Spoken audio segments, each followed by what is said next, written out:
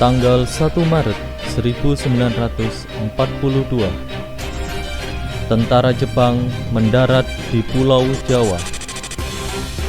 Dan 7 hari kemudian, pada tanggal 8 Maret 1942, pemerintah kolonial Hindia Belanda menyerah tanpa syarat kepada Kekaisaran Jepang. Berdasarkan Perjanjian Kalijati, setelah penyerahan tanpa syarat tersebut, Pulau Jawa secara resmi diduduki oleh Jepang.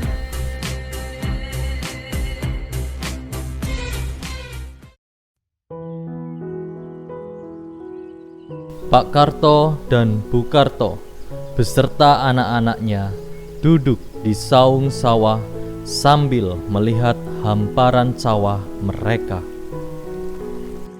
Pak apa benar Belanda sudah menyerah pada saudara tua kita, bangsa Jepang? Benar Bu Bapak dengar sendiri dari Pak Kepala Desa kalau Belanda sudah menyerah. Alhamdulillah, akhirnya kita terbebas dari Belanda ya Pak Iya Bu semoga Jepang membawa kita pada kemerdekaan. Sudah sore Bu ayo kita pulang.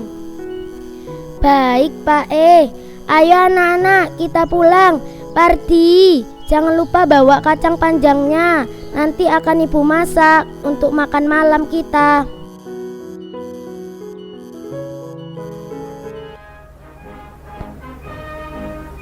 Berita tentang kekalahan Belanda menyebar luas. Pak Karto dan warga desa lainnya menyambut kedatangan Jepang dengan penuh harapan. Mereka percaya bahwa Jepang akan membawa kemerdekaan dan kehidupan yang lebih baik.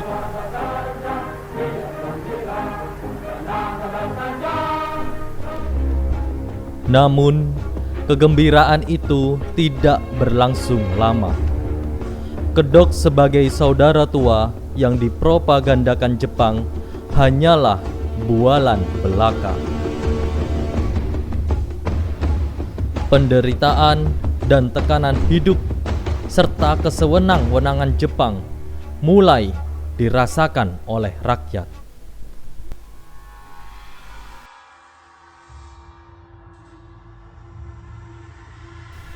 Melihat dan merasakan penderitaan yang luar biasa dari seluruh rakyat, para pemuda pun tergerak untuk melakukan perlawanan terhadap Jepang. Pertempuran melawan Jepang pun meluas di mana-mana. Selama hampir 3,5 tahun, Indonesia dijajah oleh Jepang.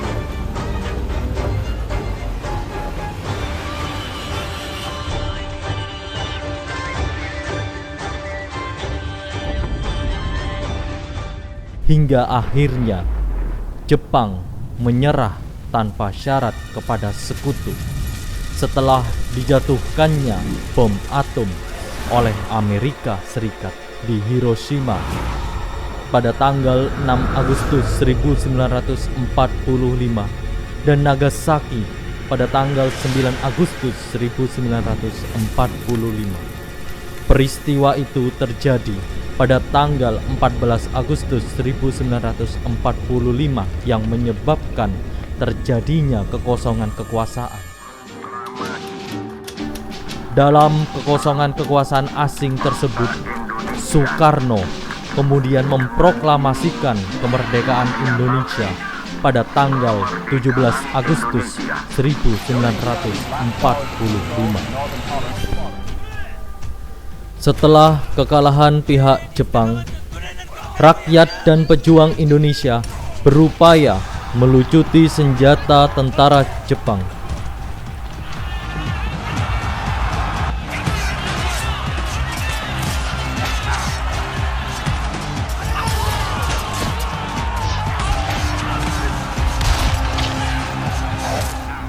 Tanggal 15 September 1945,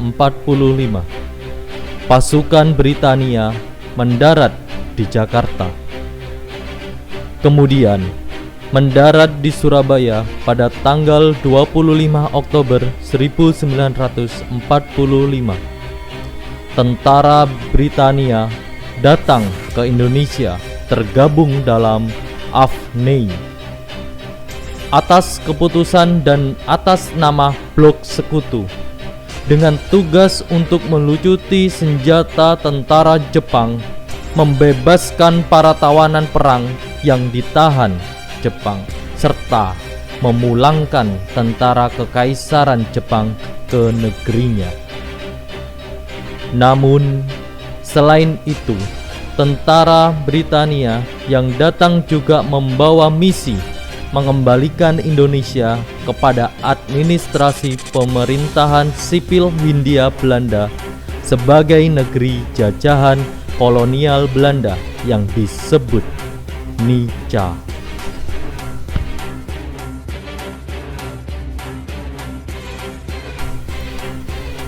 Sekelompok orang Belanda di bawah pimpinan Mr. Plukman pada malam hari tanggal 18 September 1945, tepatnya pukul 9 malam, mengibarkan bendera Belanda. Tanpa persetujuan pemerintah Republik Indonesia, daerah Surabaya ditiang pada tingkat teratas Hotel Yamato, sisi sebelah utara. Keesokan harinya, para pemuda Surabaya melihatnya dan menjadi marah karena mereka menganggap Belanda telah menghina kedaulatan Indonesia, hendak mengembalikan kekuasaan kembali di Indonesia, dan melecehkan gerakan pengibaran bendera merah putih yang sedang berlangsung di Surabaya.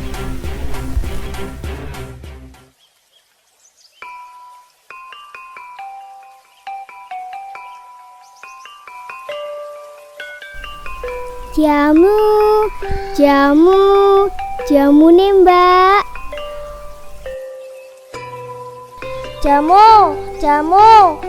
Jamu pegel inune Mbak.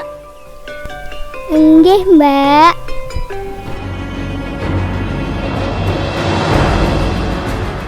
Cak, ono apa sih Cak? Kok mlayu-mlayu koyok diuber setan? Iki lho Ning, Sekutu teko maneh, ape mendodo Surabaya.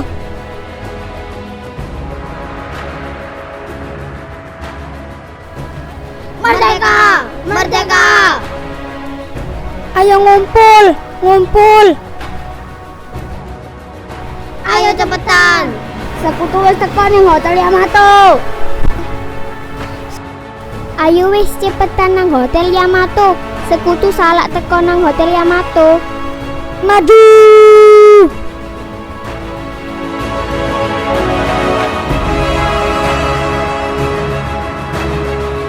Sekali merdeka, tetap merdeka. Allahu Akbar. Merdeka! Tak lama setelah mengumpulnya massa di Hotel Yamato, Presiden Sudirman, pejuang dan diplomat yang saat itu menjabat sebagai wakil residen yang masih diakui pemerintah Dai Nippon Surabaya Shu, sekaligus sebagai residen daerah Surabaya pemerintah Republik Indonesia, datang melewati kerumunan massa, lalu masuk ke Hotel Yamato dikawal Sidik dan Haryono.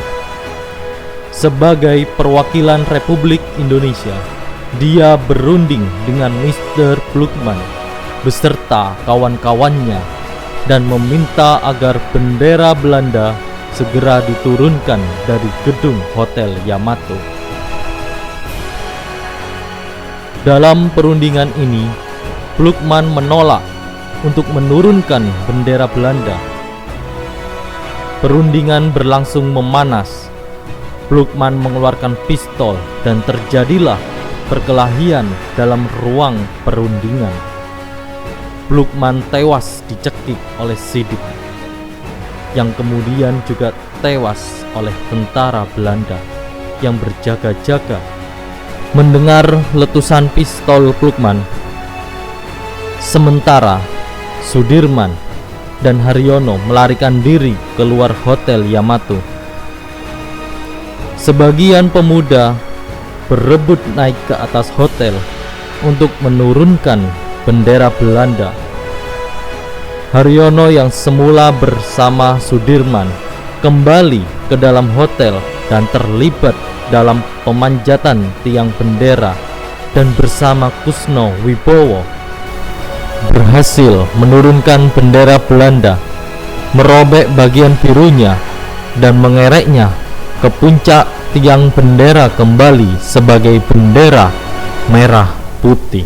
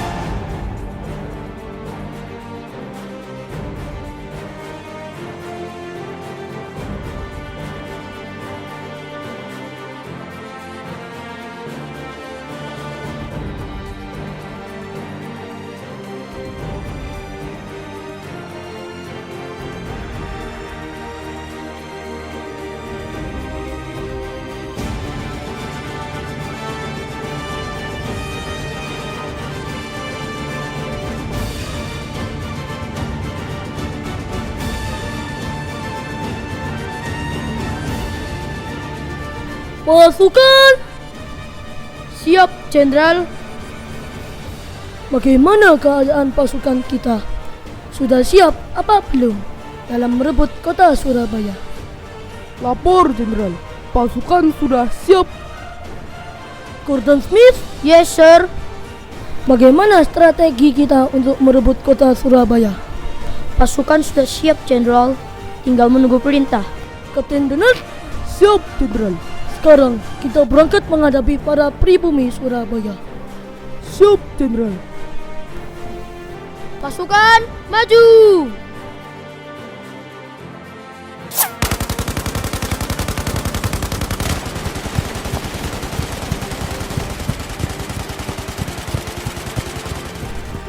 Melihat situasi yang semakin kacau, akhirnya Jenderal Hartun meminta bantuan Presiden Soekarno untuk meredakan situasi. Setelah gencatan senjata antara pihak Indonesia dan pihak tentara Inggris ditandatangani pada tanggal 29 Oktober 1945, keadaan berangsur-angsur mereda.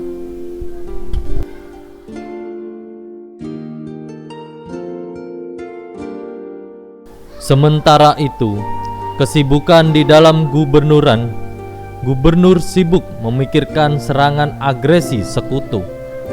Bersamaan dengan itu, datanglah utusan dari sekutu yang hendak menawarkan kesepakatan damai. Ampun Gusti Gubernur, nuwun sewu. Ada apa? Wonten tamu Gusti. Tamu dari mana? Saking company Gusti. Di mana tamunya? Suruh masuk. Good morning, Gubernur. Morning, Kapten. What happened? Sebelumnya kami minta maaf, Tuan Gubernur. Tujuan kami ke sini adalah untuk mengantarkan surat dari Jenderal Malabi. Surat apa, Kapten? Apa? Bagaimana, Tuan Gubernur? Apakah Tuan mau bergabung dengan company? Tidak. Baiklah, nanti Gubernur akan tahu akibatnya.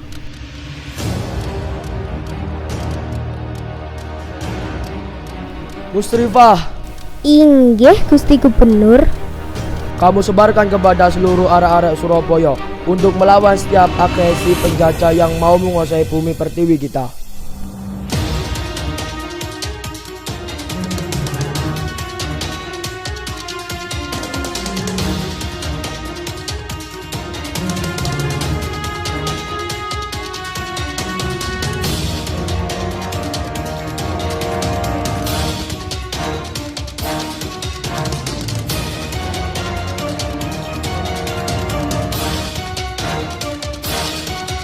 Bentrokan bersenjata antara pejuang Indonesia dengan pihak sekutu pun semakin memuncak. Dengan terbunuhnya Brigadir Jenderal Malabi pada tanggal 30 Oktober 1945, kematian Malabi menyebabkan pihak Inggris marah kepada pihak Indonesia dan berakibat pada keputusan pengganti Malabi, Mayor Jenderal Eric Carden Robert Manset, untuk mengeluarkan ultimatum 10 November 1945 untuk meminta pihak Indonesia menyerahkan persenjataan dan menghentikan perlawanan pada tentara Inggris. Isi dari ultimatum tersebut yaitu bahwa semua pimpinan dan orang Indonesia yang bersenjata harus melapor dan meletakkan senjatanya di tempat yang ditentukan dan menyerahkan diri dengan mengangkat tangan di atas. Batas ultimatum adalah jam 6 pagi pada tanggal 10 November 1945. Ultimatum yang disebarkan melalui pamflet udara oleh tentara Inggris membuat rakyat Surabaya sangat marah. Nyaris seluruh sudut kota Surabaya dipenuhi pemuda dan kelompok bersenjata. Anak-anak, kita harus bersiap-siap. Pasukan sekutu sudah mendekat, dan kita harus mempertahankan kota ini dengan segenap jiwa raga. Iya Pak Amir, saya sudah menyiapkan kebutuhan logistik untuk para pejuang. Semuanya harus bekerja sama agar kita bisa menang. Pak, saya dan teman-teman siap bergabung di garis depan. Kami tidak takut. Semangatmu luar biasa, Rani. Jangan lupa, kita berjuang bukan hanya untuk diri kita sendiri, tapi untuk masa depan bangsa ini. Semua bersiap. Ini adalah saatnya kita tunjukkan keberanian kita. Jangan biarkan mereka menginjak-injak tanah kita. Kita tidak akan mundur, Komandan. Surabaya adalah milik kita. Betul, arek-arek Surabaya tidak akan menyerah.